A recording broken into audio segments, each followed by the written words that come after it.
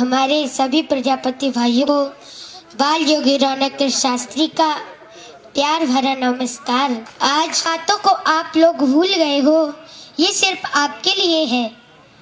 आप कौन है, क्या चीज है, आज मैं आपको बताऊंगी। किसी को मालूम है कि पहले इसी प्रजापति का नाम कुंभहार था। इस प्रजापति का नाम कुंभहार कैसे पड़ा, किसी को मालूम है? मालूम हो तो हाथ उठा दे। किसी को नहीं मालूम? मैं बताती हूँ। पहले जब प्रजापति सुबह को उठता था तो सबसे पहले धरती माँ का वंदन करता था। कहता था, हे सूर्य भगवान, हे चंद्रमा भगवान, हे जल देवता, हे वायु देवता, सभी को याद करते हुए कहता था, मुझे धरती की तरह धैर्यवान बनाना और सूर्य की तरह समय का पाबंद बनाना, चंद्रमा की तरह शीतल बनाना और जल और वायु की तरह मैं इस धरती के हर एक जीव के काम आऊं। मुझे ऐसा वरदान दो, मैं सबकी प्यास बुझाऊं, मैं सबके काम आऊं। हे ईश्वर, मुझे ऐसा बनाना।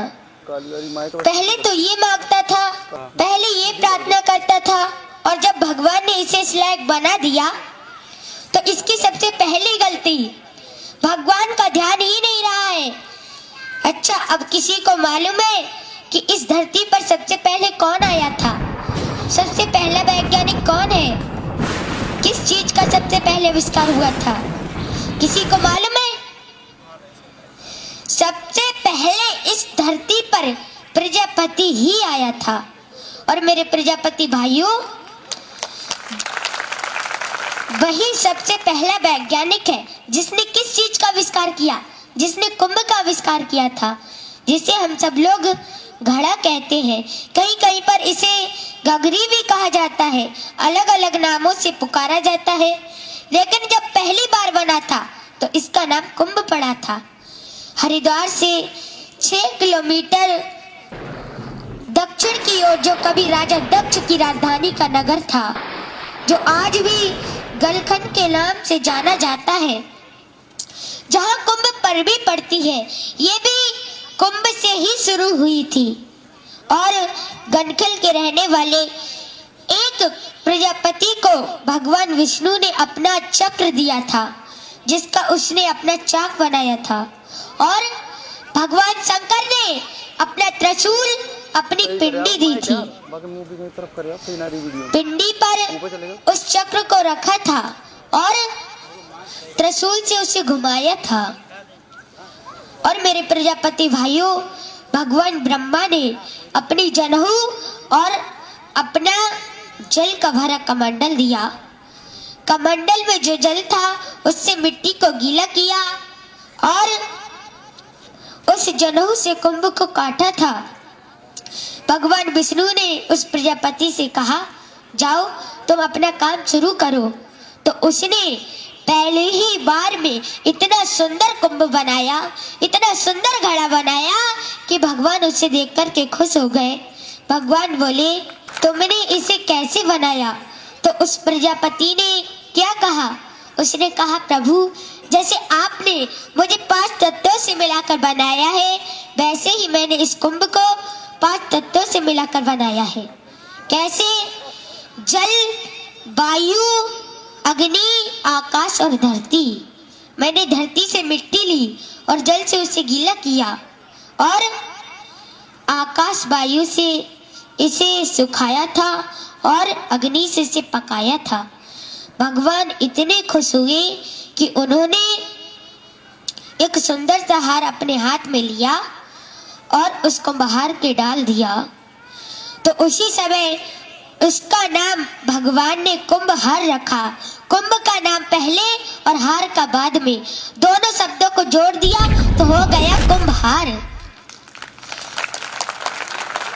और उसी वक्त भगवान ने उसे ये वरदान दिया कि चाहे कोई भी पूजा हो, हर काम में तुम्हारी कुंभ की हर किसी को आवश्यकता पड़ेगी।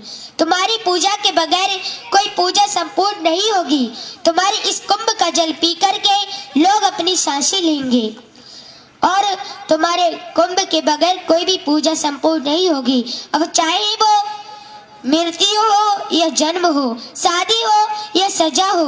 और मेरे प्रजापति भाइयों, ये सच बात है, तुम जिस विवाह में नहीं जाओगे तो इसका विवाह तुम्हारे कलश, तुम्हारी पूजा के बिना कभी पूर्ण नहीं होगा।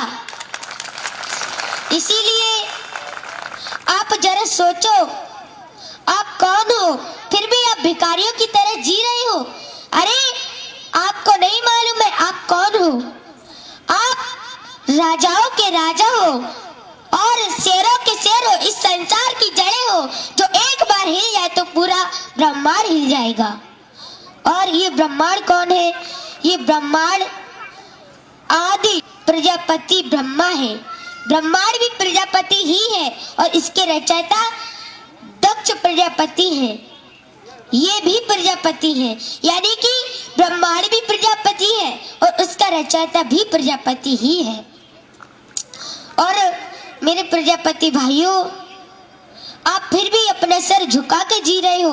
आपकी एक छोटी सी गलती से आपको नीचे गिरा दिया गया है। मैं बताती हूँ, अगर किसी भाई को बुरा लग जाए तो माफ कर देना।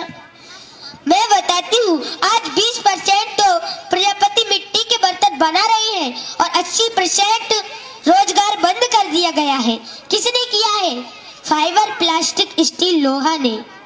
मेरे कहने का मतलब ये है कि किसी दूसरे के ऊपर निर्भय होकर मत जियो। अरे लोग तुम्हें नजरों में नीचा गिरा रहे हैं, इन्हें दिखा दो तुम कौन हो, तुम क्या हो। कैसे दिखाओगे?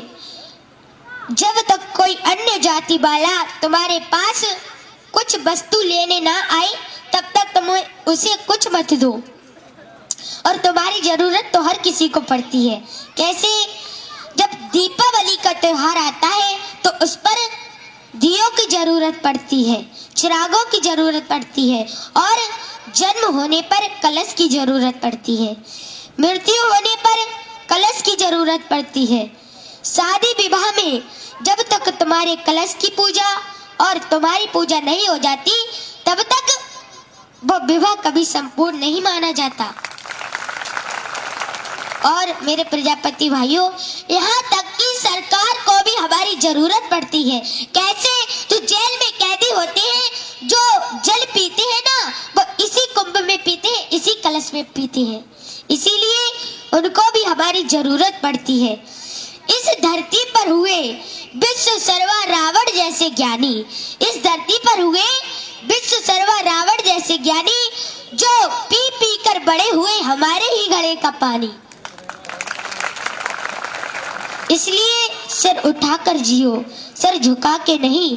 तुमने अपनी पहचान अपने हाथों से खो दी है।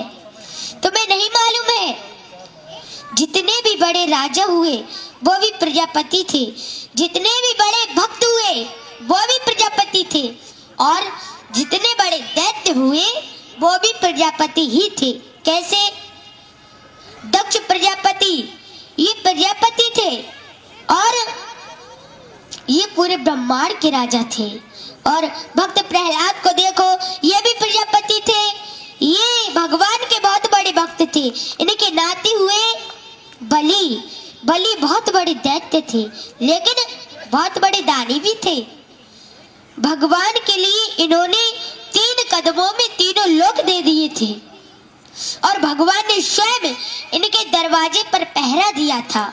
इसीलिए हमें किसी से भीख मांगने की जरूरत नहीं है, बल्कि जो हमारे दरवाजे पर ब्राह्मण आए उन्हें भीख डालने की जरूरत है। मेरे प्रजापति भाइयों, आपको नहीं मालूम है, भगवान विष्णु जो थे वो बलि के दरवाजे पर ब्राह्मण का भेष धारण कर आए थे, क्योंकि बलि उस समय यज्ञ कर रहे थे। वो हो सकता है उन्हें दान न करते, इसीलिए वो ब्राह्मण का रूप धारण कर आए थे। जब उन्होंने ब्राह्मण को अपने दरवाजे पर देखा तो भीख डालने के लिए भाग पड़े और उन्होंने 3 कदमों में तीनों लोक दे दिए थे। वो खुद तो भिखारी बन गए और ब्राह्मण के लिए राजा बना दिया। इसीलिए आज हम ब्राह्मण को दान करते करते भिखारी बन गए, वो सेठ बन गए, इसीलिए आज हम पर क्रोध करते हैं। अरे जगजननी के कारण आज हम पूज रहे हैं। हर घर में जब कोई पूजा हो, जब कोई हवन हो, तो पहली आहुति प्रजापति के लिए ही लगाई जाती है। इस आहुति के बगैर कोई यज्ञ संपूर्ण नहीं माना जाता। और इनके पुत्र है गणेश। गणेश तो हर पूजा में पूजे जाते हैं और सबसे पहले पूजे जाते हैं। अरे जागो मेरे प्रजापति भाइयों, जागो। जिन माता जगजननी को आज पूरी संसार पूज रहा है, वो भी आज प्रजापति के बेटे ही है, जो आज हमारी जननी है। अरे उस मोदी को तो सभी नमस्कार करते हैं, उस मोदी को तो सभी नमस्कार करते हैं। करना है तो उस माँ को करो धन्यवाद, जिसके आगे मोदी नित्य दिन झुकते हैं। और बना रहा प्रजापति संगठन तो हम फिर से मिलेंगे, बना रहा प्रजापति संगठन तो हम फिर से मिलेंगे। ऐसा ही रहा हमारा तुम्हारा साथ तो हमारे आगे अच्छे अच्छे झुकेंगे। धन्यवाद रौनक प्रजापति जी। इस बेटी पुरस्कार दिया है, वो खुद अपने आप इस बच्ची को, जो